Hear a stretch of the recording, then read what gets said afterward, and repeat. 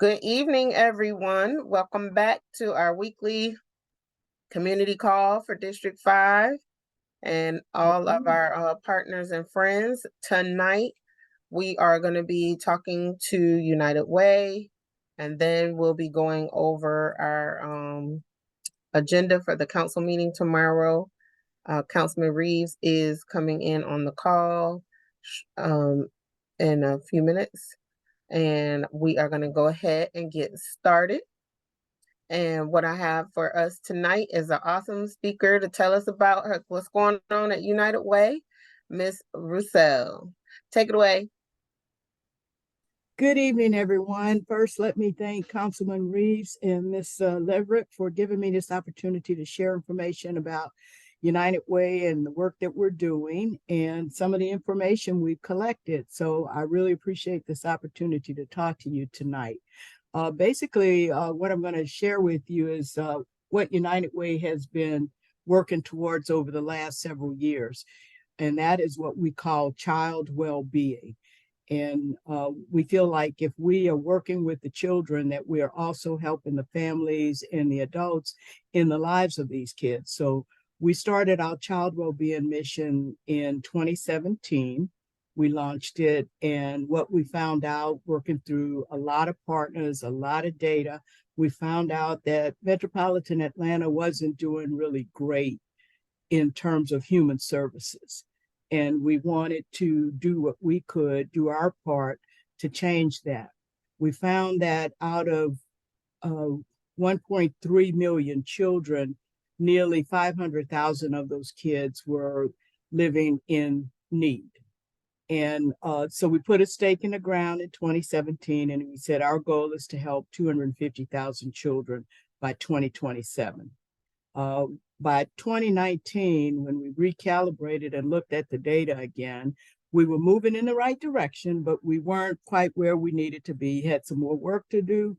And but we'd helped about 82,000 children at that time. Then a little thing called COVID came along, and that put a crimp in a lot of the work and the things that we were doing, and pretty much brought the world to a halt at that point. So we had to pivot and learn how to do things a little bit differently. So I'm going to share with you my screen at this point to talk to you a little bit more about child well-being. And number one, when we looked at child well-being, we were looking at everything on a zip code level, so we could be very specific in terms of where we were doing the work that we're doing and directing the resources that we have. Since 2017, for the first time last year, we were able to, since COVID rather, we were able to collect new data and synthesize it and see where we are. We knew that COVID had made a major impact in everyone's lives, but we didn't know how major it was going to be. This time around, we were able to collect data at the neighborhood level. Before, we were at the zip code level. So now we're even more granular, where we can pinpoint a neighborhood and identify the needs in that neighborhood. The things that we look at when we look at child well-being are 16 measures that are divided between children, the family, and the community. The kinds of things that we look at, it's not really rocket science, but what it is can a child read at the third grade reading rate? Can an eighth grader do eighth grade math? What's the high school graduation rate? Can mothers give birth to a baby at a healthy birth rate? What about student mobility? What about families being financially stable? Families able to afford housing? Healthcare for children, healthcare for adults, what we call emerging adults, those people, young people are ages 16 to 19 years old that are either in school or working. The ones that we're concerned about is the opposite of that, is those kids that are 16 to 19 that are not in school and not working. What we found out in this new pass was that there are about 1,200 neighborhoods in metropolitan Atlanta. And of those 1,200 200 neighborhoods. 505 are what we call at risk, highest need and declining, or high need and declining, or at least 505 are at risk, highest need and high need. Not all of them are declining. 79 of those 505 are the ones that are declining. And so right now, our focus is on those 79 communities across metropolitan Atlanta. Of those 79 communities, there are about 77,000 people involved and 1,400 children that are in that category of not in school and not working. So we're working very hard to try to make people aware of this because we have a lot of data. We want to share our data so people can know where work is needed to improve the community and the conditions across the community. We learned several things out of COVID. One, initially when we launched Child Wellbeing, we were not looking at student mobility. We were not looking at food deserts. We were not looking at broadband access. And of course, with COVID, we found out that not everybody had a computer. And then if you had a computer, not everybody had internet access. So that became a major issue going forward. So now we are tracking all of that, student mobility, because when a child moves, when the parents move out of one neighborhood to a new neighborhood, it could impact the child's learning and put them behind by at least 6 months. And that's detrimental to the child, so they're not going to be on track. One of the things that the state of Georgia does, if based on the third grade reading statistics, if children are not reading proficiently at third grade, the state of Georgia builds prisons because they know that the probability of that child graduating from high school or succeeding diminishes exponentially. So it's unlikely that the child will graduate from high school. And the thought is that if the child does not graduate from high school, get a job, go on to college, or do something with their lives, they're going to be in criminal activity. So Georgia is building prisons based on third grade reading statistics. We want to make sure that all our third graders are doing the best that they can do. So what we've done is we've looked at each community on an individual basis. Fulton County is, a big county. I have responsibility for Gwinnett County, DeKalb County, and South Fulton in particular. And what we found in South Fulton, there are some trends that we're seeing out of the 109 total census tracts or neighborhoods in South Fulton. The ones that we are concerned about are that 6% that's declining. 45% are actually improving, 49% are pretty stable, but there's that 6% that is declining, and we want to work to make sure that that decline does not continue or does not spread to other areas that are doing relatively well. Now, if you look at this chart of South Fulton, 93 of those census tracts represented a population of over 300,000 people are in highest need and high need. So that says that we've got significant work to do in the South Fulton area.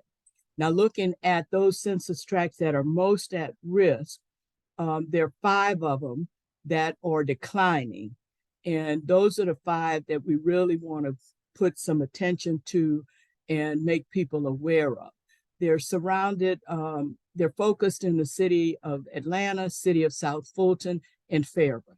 So we know where they are. So we know where we can put the work and put in the investment to try and turn that around. Nearly 84% of the total population in South Fulton live in high need and highest need communities. So that's something that we really, really want to work on. Okay, this is kind of a map of Fulton County, but you can see where the red circle is circling around South Fulton. And what that is showing you is the highest need and high need areas and where they're located. From east to west, we can tell in each county where we need to focus our work, what we need to be doing. The at-risk compound in South Fulton is impacting the city of South Fulton and Fairburn. And then there's some isolated tracks in the city of Atlanta off of Camp Creek Parkway as well.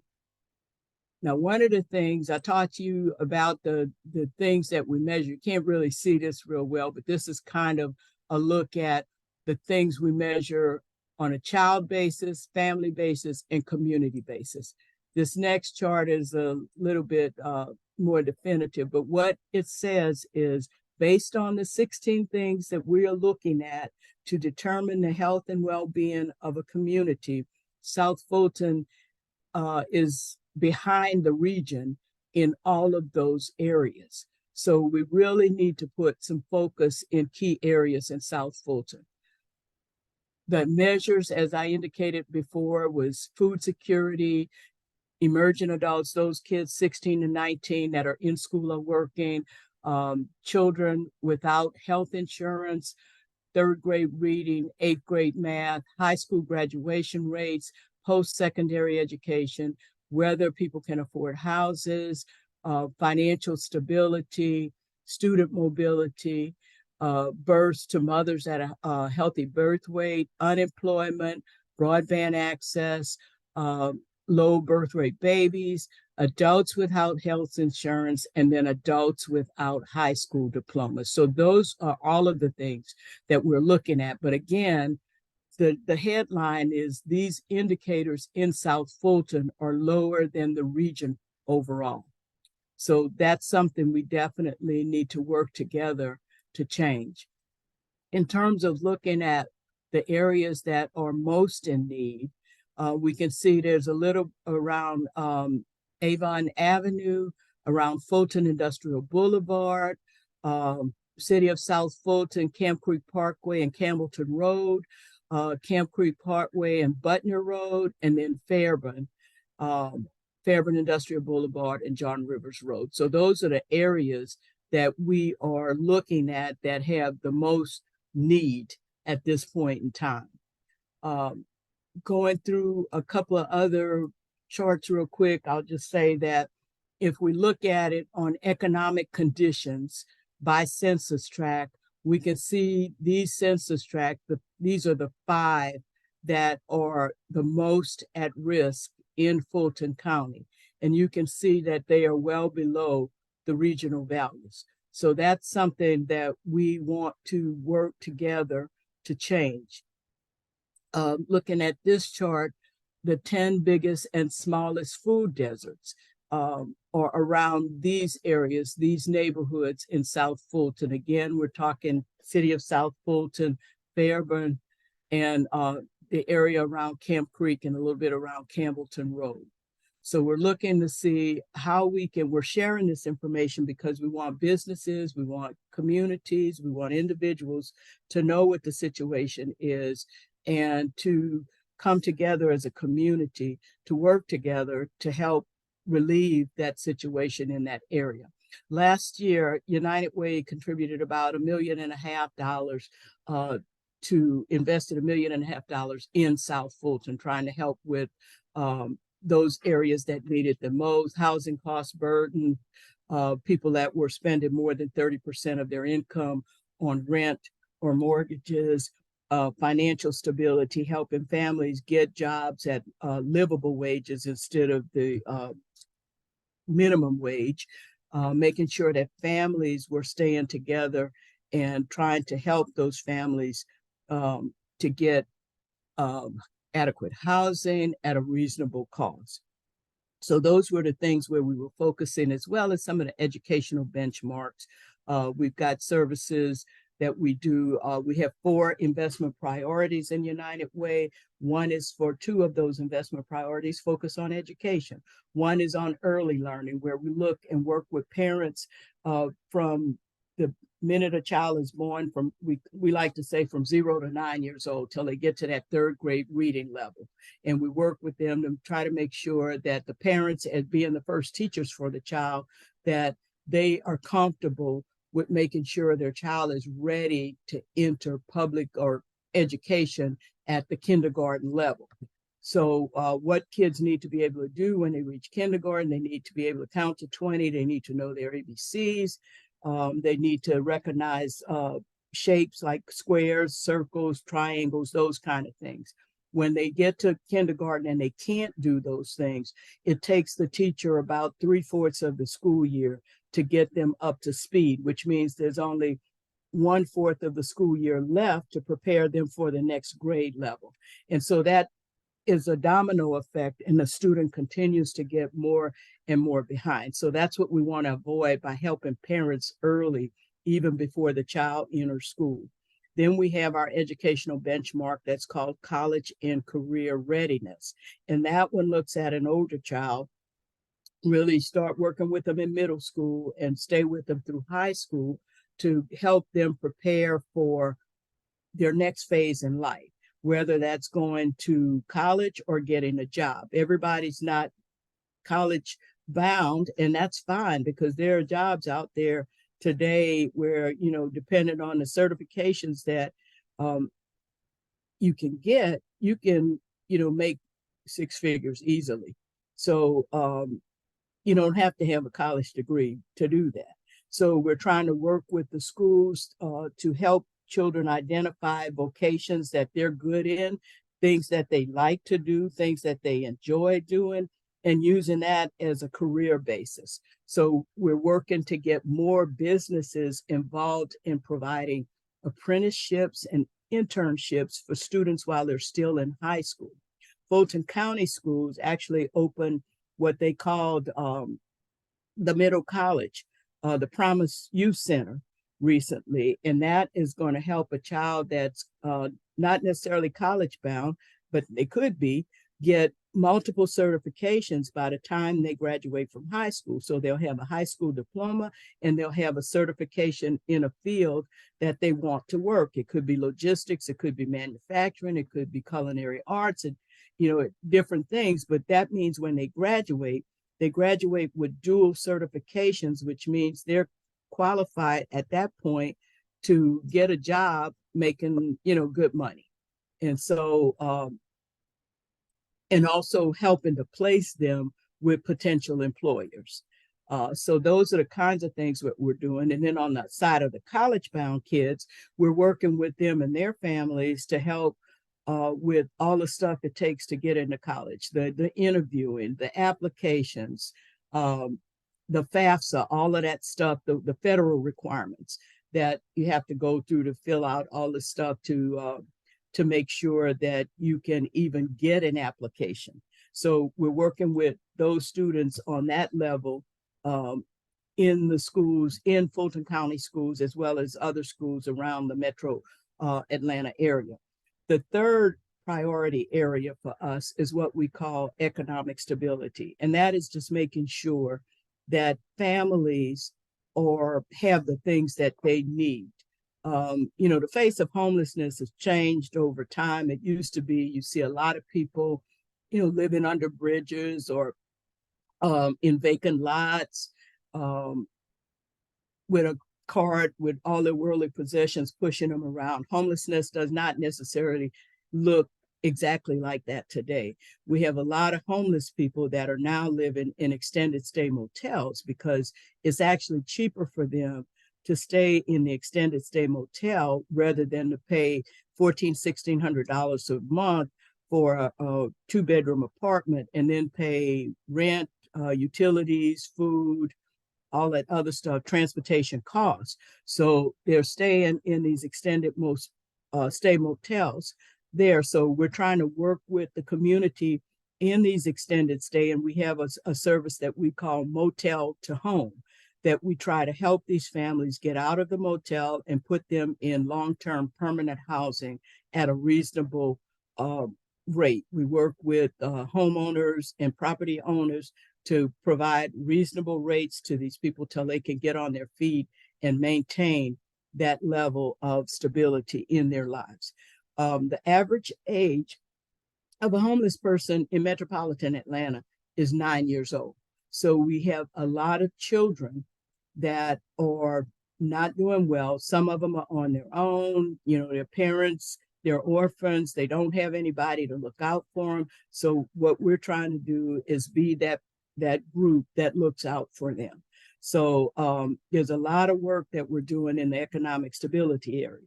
The other thing that we have found is that there's a definite correlation between economic stability and racial equity. And we're trying to help people be aware of that the communities that have the lowest, the communities that are most at risk in the metropolitan area are heavily populated by minorities. So we're working to build that awareness and try to change that from a systemic level as well.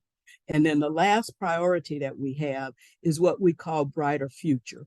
And Brighter Future really does take into account, the strong learners, the early education piece, the college and career ready piece, the economic stability piece. But what Brighter Future does, in addition to that, it works on that racial equity and healing piece, and it also involves the actual residents in a community to help them get the skills that they need, that they can better manage their community and keep it going. So those are the things that we have been working on in United Way, and we will continue to work on that. We share the data at different levels in different groups. This is one way to share the data, by talking to groups like you guys and letting you know what the situation is and what the work that needs to be done.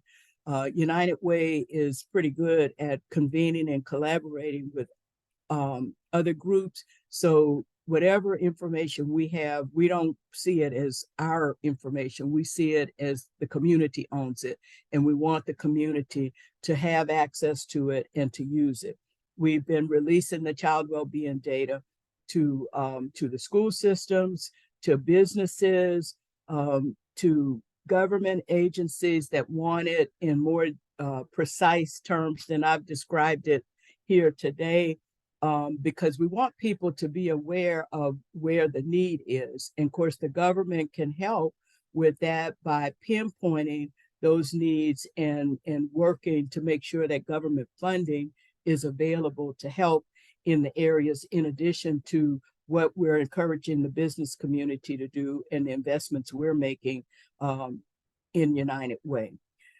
The other thing I wanted to share with you is that we do have some services that hopefully will benefit you. We have one service called VITA, Voluntary Income Tax Assistance, and we work with the IRS, and it's to get taxes done free. So you don't have to pay $300 to $500 to a tax accountant to do your taxes. VITA is going to be available throughout the metropolitan area. We will have stations available. We'll have representatives available to do your taxes with your income up to, I think it's $57,000. If your income is over that, we have an electronic program kind of similar to TurboTax, except that it is truly free. TurboTax, you get in, you do your local taxes. When it's time to do your federal taxes, they'll charge you for that piece of it. With My Free Taxes, it's totally free. So we encourage the community to take advantage of that. We're in the process now of training the volunteers that will be doing the taxes, and starting January, we'll be ready to go. So if you have your tax information ready, please take advantage of VITA, which is a service that is provided to you. We also have a lot of volunteer opportunities. We're getting ready now to get into the big holiday seasons, Thanksgiving and Christmas. And our season of giving actually starts this week, where we're working to provide toys, food, and those things that people need that they don't have, to homeless families, senior citizens homes, veterans who are in need of help. We just want to make sure that this holiday season is not bad for everybody. We want to help people to get through this season of giving. So on our website, We've got a lot of different opportunities for volunteering to help the community during the season of giving. So we would hope that you would join us in doing the season of giving, and would support that with your time, talent, and treasure. And then in addition to that, if you're interested, we've got a lot of different what we call resource groups within United Way, where you can actually join and be a part of that group. We've got groups for people under 30, under 40. We've got leadership level groups where people donate, $1,000 or more annually. And those groups are powerful. A few years back, the women's group was very instrumental in getting laws on the books that impact human trafficking. So those groups are doing a lot of good advocacy and a lot of good work in the communities, and we're very proud of those groups. We also have several events throughout the year that if you're interested, everything's on our website, unitedwayatlanta.org. So please feel free to go to the website and check out volunteer opportunities as well as events. And then if you want to know how your neighborhood is faring from a child well-being perspective, you can also go to the website and put in your address and or your zip code, and it will tell you the status of your neighborhood. So that's some good information to have.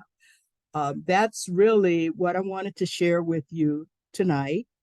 And I appreciate you listening to me. And of course, if you have any questions, I will try my best to answer them.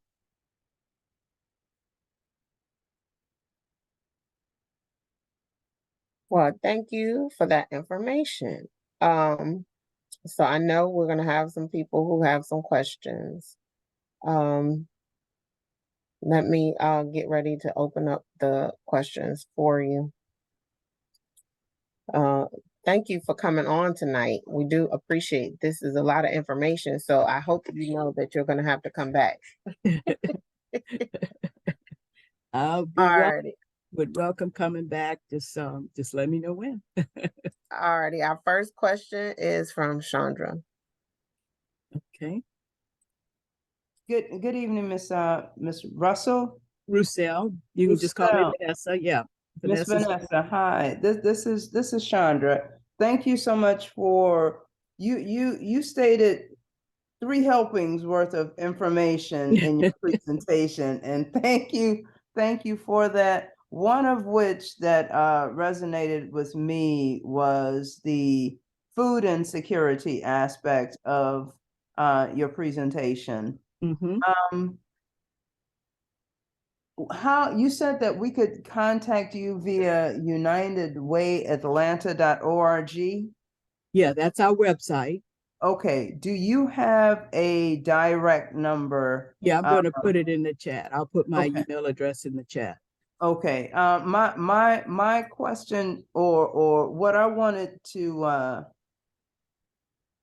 say is again, it's related to food insecurity. I have a nonprofit by the name of Rooted Affirmations. I'm one of the urban farmers within the community, and I am wanting to know how I can be of service in meeting with partnering with other organizations that are doing the same thing to help within my community specifically, and just go from there.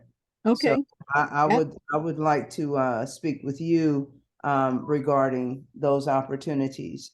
And okay, one thing I'll mention on the call is we've started in South Fulton what we call a food security digital online collaboration group, because of the what we call food deserts. There's parts of South Fulton that don't have any restaurants, no grocery stores, no mom and pop shops, nothing, and then transportation's not that great, so it's hard to get from a food desert to an area that has food security.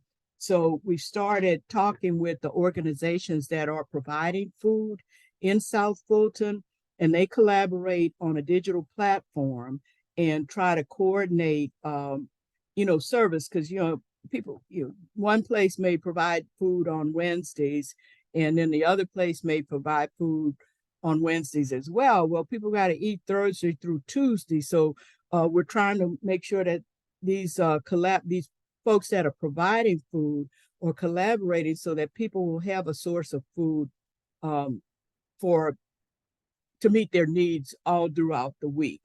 And we can share that information with you when you contact me about the food security group. And then what we do probably about once a quarter, we bring everybody together. Either we were doing it virtually, but I think now we started bringing folks together in person and having an in-person dialogue and guest speakers that can help talk about healthy food and urban farming and how we can make a difference in the food deserts, particularly in South Fulton. Thank you. You're welcome.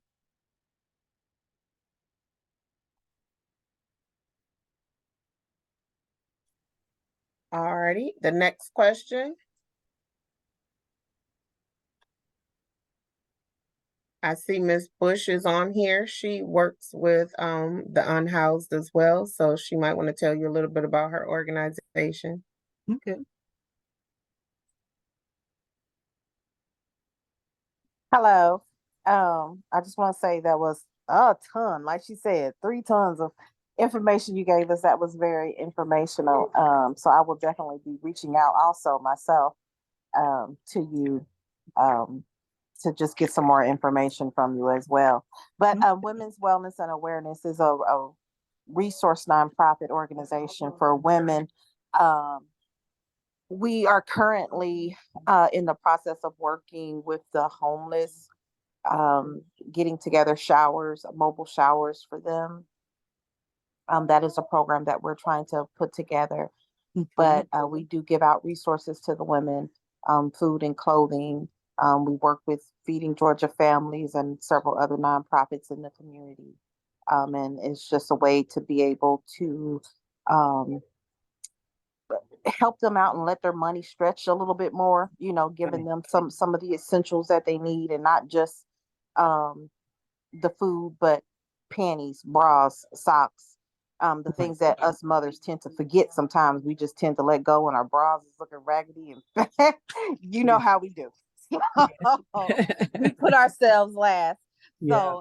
So basically that is what we do here at Women's Wellness and Awareness. Okay, that's great. That is fantastic. We work with a lot of agencies in the area that provides wellness and healthcare, particularly one of our big things that we've seen escalate since COVID is mental health. So, working with particularly young people in that area, as well as overall health awareness, is really, really critical. So thank you for what you're doing. That's absolutely wonderful.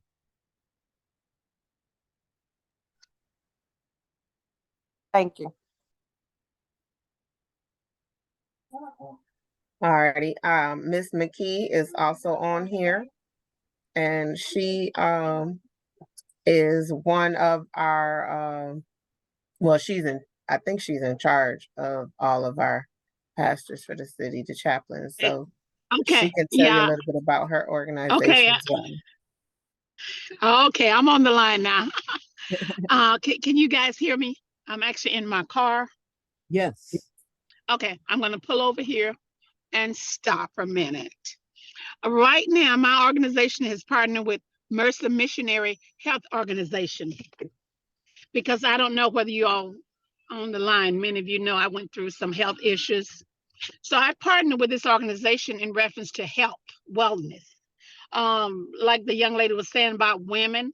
And what I'm doing, I'm getting together right now information about different diseases that we have, which relates to cancer, making us aware of things that's in our body.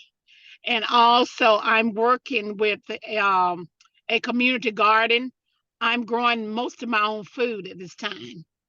I had very good time with my okra this past summer, tomatoes and Wow. peas and all that good stuff.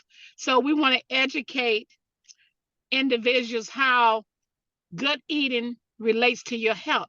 And yes, we are in a desert area, but however, we can grow food in pots. We can grow them in our backyard.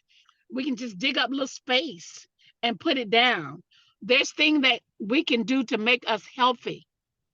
And I know, yes, a good food store is essential, but we have to take our own health in authority and say, what can I do? If I can just grow a few tomato plants, if I can just grow some collard greens in a pot. Mhm. So these are things that we want to start teaching. I want to be there, what is it, November 18th in Camelot.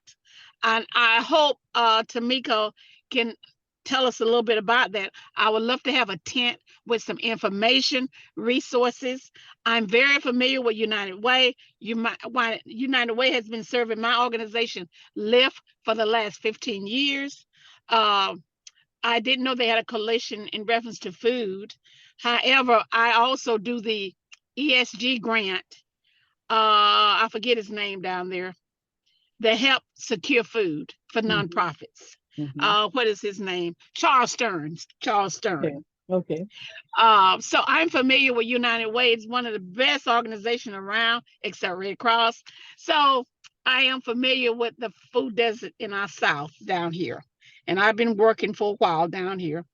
But we're going to take everyone, even the individuals that need food, to learn how to become sustainable in pots inside. You can grow herbs inside your house, Mhm. but it's just, how do I do this? Someone just need to teach me how to do this. I came from a farm. It's really easy to grow your own vegetables. Mhm. So that's what my organization does with the Missionary Health Organization. We are trying to educate individuals about health right now, and mental illness is our number one. Well, thank So you for that's what all I that do. you're doing. Yes, ma'am. Ms. Sheila has a question or has her hand up. Yes, the young lady, Miss Vanessa, I was hearing your presentation, which was a great presentation with a lot of information. One thing that resonated with me that I'm glad that you mentioned is the VITA program, Volunteer Income Tax Assistance Program. Right. I work for the agency. I've been there 38 years, and it hurts my heart when people give preparers so much of their money, which is really the most of it is federal government's money, earned income credit, that you give a big portion of your money for a return that only would take 10 minutes to get prepared. And it just hurts me that it's so many people out here that volunteer. There are VITA sites all over the city of Atlanta, Mhm. and that they can go and take a few minutes to get those returns prepared for free and Right. not give somebody $800 to $1,000 of that money that they have. That money can take them a long way so far that they are giving these preparers that will only take 10 to 15 minutes to do. So I appreciate you bringing that volunteer income tax assistance program up, that VITA program up. And I do know that you all have been partnering with the agency for a long time. Yeah. I appreciate the presentation. Thank you. Thank you. We hope that, more people take advantage of it, because it is a really good program, and it is expensive to get your taxes done. And sometimes, as you stated, it's not a lot of time, so it's money you could use for something else. Do you have a flyer that we can start putting into our newsletter and pass out through the community so we can start prepping that information to the community so because a lot of them, they're like letting them come in December with their last check or something, and a lot of times, and start getting ready to buy cars and do their taxes and not wait for their W-2s. So I guess we need to start promoting it earlier Yeah, than January. that's why we're promoting now, because we know the rush is gonna, I say the rush, but most people are starting, they'll get all their tax information will be available in January. So we want to be up and running in January. And I will send you the flyer that we have, and we will have information will also be on our website and to where the VITA sites will be, because we've got sites throughout the metro area. So there's several sites in South Fulton. Right. I'm thinking even if it's one to say something to say how to get your taxes done free, get ready, or Right. anything, Yeah. even if they So I don't have have a any flyer. sites. We've got a flyer now that Okay. I can get to you. And if there's any other flyers for any of the other programs, please let us know. We'll put them all out there for you. Okay. So let us know. Now, we have some others on here. Anyone else have a comment or question they wanted to say before I say something Yes, else? I'm sorry. I wanted to speak on the tax while you guys were on that. I wanted to know if whether or not you would be offering well, I guess now the CPNs, whether or not they could work with you guys. Just because there's ladies in the community that would love to join to do that, as well as well, I guess the other question is answered as far as the sites.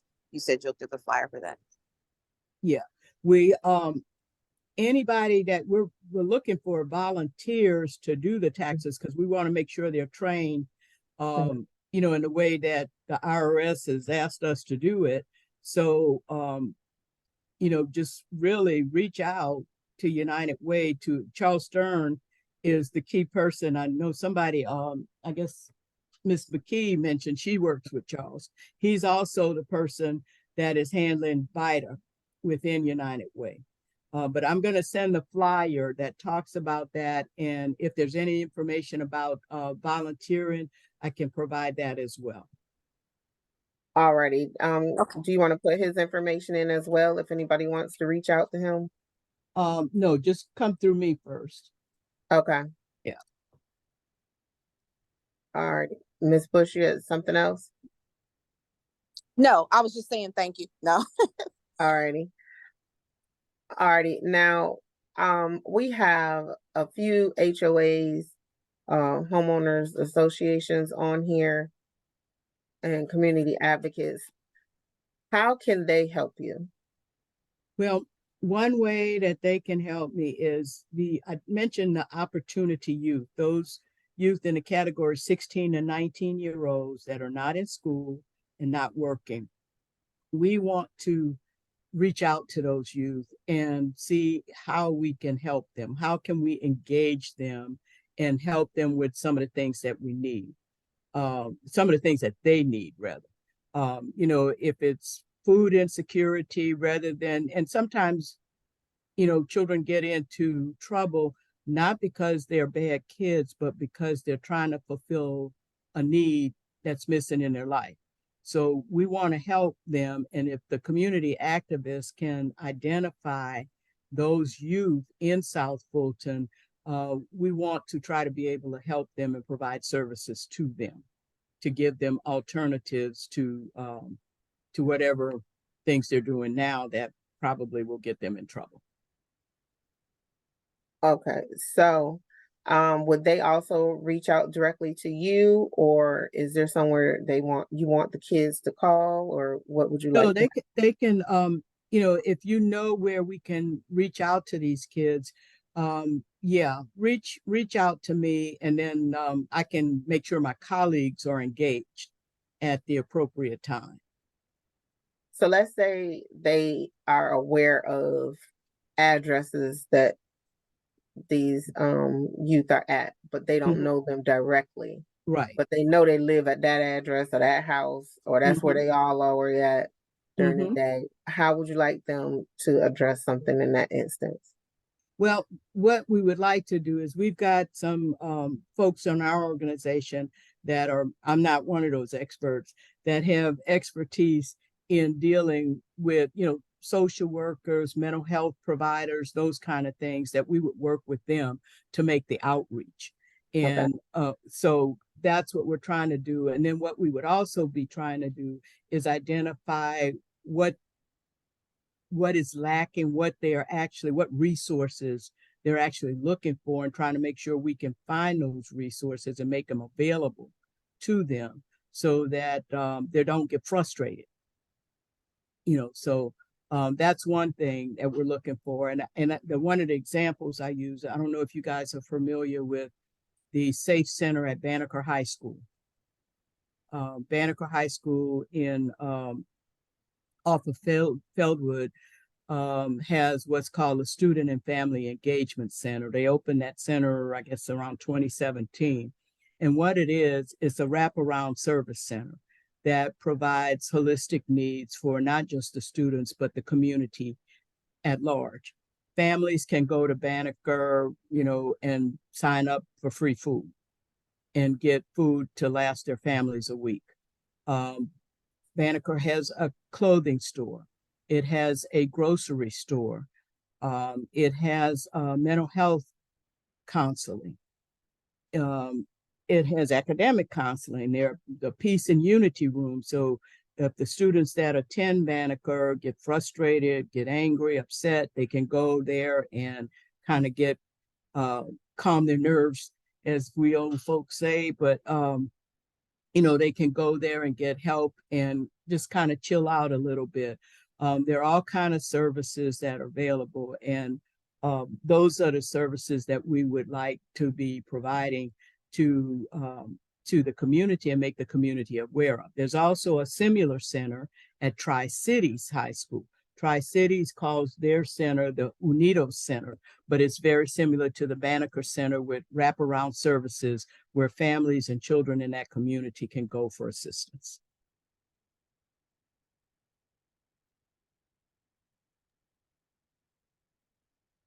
Okay, so I posted some upcoming dates into the to the chat. Now, I don't know if you have anyone that is available for outreach this Saturday, but we will be at Camelot between 1 to 4 p.m. for anyone who wants to come out and set up their table and tent and provide their information. Feel free to let me know. We can make sure we have space for you to set up your information. Also, Jacob's Healing Hands is leading this fall festival community event. So we are just participating and supporting her. And any organization that wants to come out and provide any of their services or information is more than welcome to participate. We also posted the flyer right before that on Saturday is 10 to 12 for Coffee with a Cop at Woods Memorial. We are looking to get as much support as we can to come out to Coffee with a Cop. A lot of times there is 20 cops there and 5 people. We really do need to try to engage with our officers and make sure that they see us as people and faces and not numbers and just ages. And so we need more people to come out and make sure that they're connecting with the police and getting their perspective of what you want them to do in your community and letting them know how you would like them to be better to serve you. We get a lot of comments about what they want to happen from a police perspective, or if they want to ride through their neighborhoods, or the way it was before Fulton County had ownership and of the police. And so, but we don't see those people when it's time to come and tell the police directly to themselves. So I am putting that charge on all of you to pass that on to your community, your family, friends, neighbors, to come out and talk to your officers. And then I also got a flyer just in passing yesterday that I saw that Big Daddy's is sponsoring a turkey giveaway tomorrow. So if there's someone who wants to get a turkey, then they can do that. There is also, the city is working on a date for Welcome All to do theirs. So we'll be putting that date out as soon as we get that flyer. But we do need to work with Miss Roussel on being on a regular on here and letting us know what's going on and giving us a reminder of everything. So I'm going to give her a standing invitation to come on any day she needs to at a moment's notice and give us an update or tell us what she needs us to do. I have another organization that I forgot to mention, before we get ready to go, and that is Miss Brandy Thomas. And I always mix up the whole name of her sorority for the Zetas. So instead of me trying to say it backwards, I'm gonna just say the Zetas, and she can say all of the full name, so I don't mix up the order. And I'll let her tell you about her organization and their community outreach that they work with. Miss Thomas, are you available? I am here. I'll try to come on camera. I wasn't prepared to come on camera. Hi, everybody. Sitting at home, still working. So jumped on, definitely took down a lot of resources. We are Omicron Kappa Zeta chapter of Zeta Phi Beta Sorority Incorporated. So we are an organization, of course, a sorority, and we are here to service the community. Our communities are the city of South Fulton and College Park. So whenever the city of South Fulton calls, we try to answer the call. We provide of course, volunteer services for whatever they need. So I have wrote down the information for the organizations that have come on this call, and I will definitely be in contact because I am sure that the ladies of Zeta Phi Beta Sorority Incorporated can provide some services. And that is anything from, I see that we have donations that need to be collected for women, possibly to connect with assisting with those mobile showers. Miss Vanessa, I did take down your information to see how we can help with you way, and then also that information in regards to Banneker and how we probably I will put my email address inside of the chat. It's going to be okzhope1991@gmail.com. So feel free to reach out to us if y'all need us to come out and volunteer and support you guys' efforts. Thank you. So as you can see, Ms. Roussel, I told you. I'm sorry, I was talking and I was on mute, but give me your email again, Ms. Thomas. It is OKZHOPE,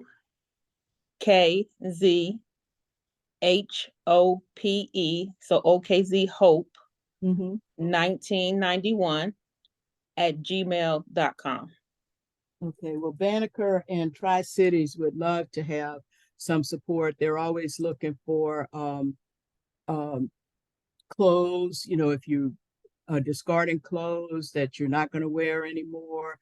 The kids actually use those. Like I was talking to a couple of teens last week when I was there, and they were getting ready for a concert. They are in the band, and they needed a black outfit, and they could go to the clothes closet and shop. We've had other sororities also come in and donate underwear. The other thing that was interesting to me was that, you see the young men walking around with their underwear showing. Well, not all of them want to show their underwear, but they couldn't afford belts with some of the things. So having belts for young men was a good thing. And it also helps them in preparing for college interviews or job interviews to have, some nice clothing sometimes. So clothing is an issue. Food, we've got GoodR in there donating refrigerated foods, as well as Atlanta Community Food Bank and other community food providers also provide food to both Banneker and Tri-Cities. But if you can provide, they're looking for mentors and for stuff, and they've got a barbershop in there so kids can go get their hair cut and different stuff like that. So it's a really great center for the community to support both Tri-Cities and Banneker. Okay. Quick question. Is it possible, and I don't know if it can happen during off hours or whatever the case, is it possible for us to kind of schedule to have a meeting to sit down and talk with the representatives that manage the centers? Yeah, when you mean us, your sorority and the coordinators for the centers? Mm-hmm. Mm-hmm. Yeah. Okay. I'll reach out to you. Okay.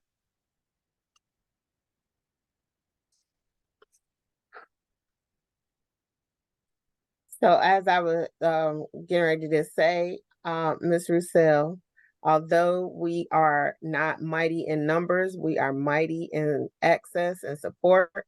As I told you before you got on this call, And so I told you, we got the core of the people who come on here have an outreach of not just the people you see on here. So as you can see, so I want to say thank you so much for coming on tonight. We really do appreciate it. We're gonna have you come back again, just so we can just make sure we have you on here on a regular basis. So that being said, I want to thank you. You are free to stay on the call. We're getting ready to wrap up because we did start a few minutes late. So we're gonna wrap this up early. The next council meeting is tomorrow at 4 p.m. at the Welcome All Center. So those of you, please try to attend or at least watch it on your YouTube link that's live. The meetings have moved to not just a work session on the second Tuesdays and a council meeting on fourth Tuesday. The format now is to have a work session and the council meeting on both dates now. So they are voting on both of them. So please pay attention to what is going on. I did notice that the SD's address is on there, so it should be getting pushed back.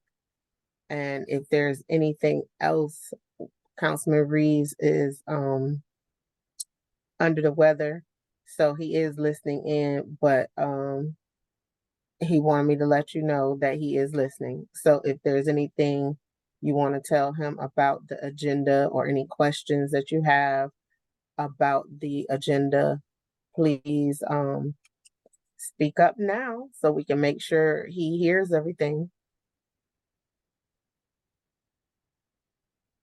Anybody? Oh, go ahead, Chandra. So you mentioned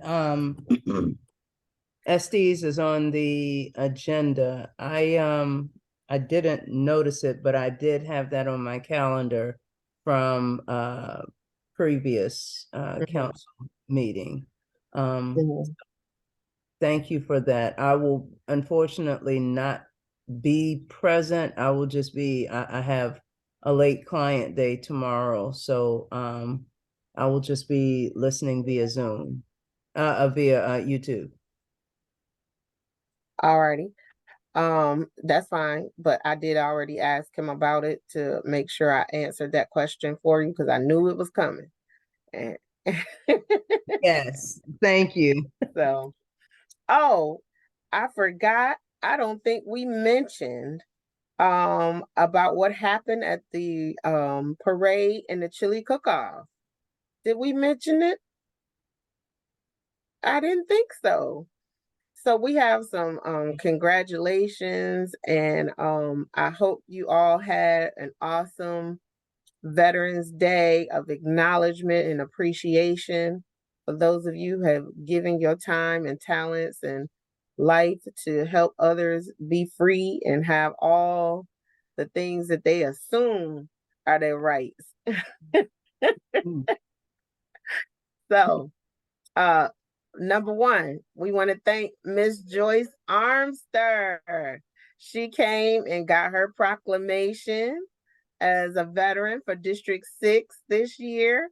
And then she got to go and be a guest speaker at another event. So we want to honor her and take a moment to tell her thank you. And her birthday is Wednesday. Is this Wednesday? Yes, ma'am. Miss Joyce, you got me good tonight. Happy birthday. Happy birthday. I would sing it for you, but you know, I didn't get a degree in that. So just picture Stevie Wonder singing it. And then yes, I too have turned a year older this past week. So if there were people who were wondering why we weren't picking up the phone or answering emails these past few days, that would be why. Between him being sick and me taking a few days to rest myself, that is where we were. Next up, we also had our first citywide Veterans Parade. So we anticipate it to be the first Saturday of November every year at this point, and the chili cook-off as well. And so we had number one vegan winner, Miss Barbara McKee. Yes. And we had our first place winner for vegetarian, Miss Chandra Simmons. Yay. And your awards have now come in, and your chili cook-off aprons. So I will need to schedule. So those of you who can meet me Saturday, I'll make sure I bring your awards and your aprons to the Coffee with a Cop meeting. If you're able to be there, I'll get them to you. Okay. And then make sure you follow up with me this week so we can work on getting your payments for your organizations. And for those of you who don't know or missed it, the chili cook-off is an unofficial way to raise money for your organization. We don't charge to be part of it. It is the Veterans Day event, but everyone is open. You don't have to be a veteran to participate. All we ask is that you bring enough chili already ready to feed up to 100 people. And we give out small sample sizes, and you can decorate your table however you would like. And just be willing to meet people, talk to them, pass out your chili and have fun. First place gets $500. Second place gets $250. Third place gets $100 towards the organization of your choice. We don't pay the individual, we pay the organization that provides the services to the community. And so that is a good idea for people to pursue it. So if you were not in it this year, consider doing it for next year. Because now Ms. Joyce gave everybody a chance to come on in and get their spot, but she'll be back next year and to reclaim her crown. So Ms. Roussel, please feel free to come join us as well. All righty. Yes, thank you all again for the opportunity to share the information with you tonight. I really appreciate it. And I hope Councilman Reeves gets to feeling better soon, and I congratulate him on his reelection as well. Thank you. Well, he can hear you. He's on the phone. That's his phone number on the screen, so he can hear you. Any comments, questions, other announcements anyone else wants to make before we go? I just want to jump in here and say something before I get off, and to share with the community. I'm getting phone calls and voicemails for Councilman Reeves for us to get out there and make sure we get out to them polls. We got to show up one more time, people, one more time. I was on Lowry and MLK, and a car drove by, SUV drove by with Councilman Reeves' magnetic sticker on it. I said, look at Reeves traveling throughout the town. So y'all, whoever's doing the work, y'all work is visible, and I'm seeing it. So I look, I think I can say thank you to all, but just continue to remind your neighbors, they got to get out there one more time. We got to do it one more time. And that's, my thoughts on that is, like I said before, everybody has their preferred agenda of what they will champion. And so, one may focus on seniors, one may focus on youth, one may focus on, whatever it is they focus on. But just know that the person that's championing it, if they go away, a lot of times those services that they are championing may go with them, and because the other person may not have that as their priority focus. So just keep that in mind. But everybody, go vote for your preference of what you feel, you need in your community. And one more thing, if you have questions or concerns about voting, I am an election worker. So I know that there was some confusion at the polls and some things that were misunderstood. So reach out to Tamiko if we need to. I'm just gonna put it out there, Tamiko. I don't know if it's something that's possible, but if we need to get together, maybe have a phone call about elections. I'm here to answer any kind of questions that you may have, but do not walk away from the polls without voting. Well stated, Brandy, well stated. Tamiko, I No, want, yeah, go ahead. Just to answer that comment, Brandy, you're right. We may have to do a separate call just to discuss elections, because we did get calls from people who were going to vote and told they were in a different district than they thought they were, and then told because of redistricting that they were not allowed to vote. And come to find out that's not always that was not necessarily true. And that was a point that Ms. Thomas is bringing up, that she had to tell me whether they thought they were there in the right district or not. They were supposed to let them do a provisional ballot and Correct. resolve that later. They were not supposed to just tell them they in the wrong district, go home. Yeah. So we literally had a person who, the mother and daughter, went to vote together, and the daughter, same address, District 5, mother was told District 6 and told and sent away not to vote. And she came back and brought it up. And then we asked her she called Whitney on the line. We asked her what was she supposed to do if she thought that was wrong. And they were unable to answer that. And so she went over to the Stonewall Tell office and they fixed her information, and she was in District 5. So that is what we need to be very clear about. We found out that happened in a few instances. And so the other thing Ms. Thomas brought up is, just because you vote every time, we do need to check and see if your information is in the system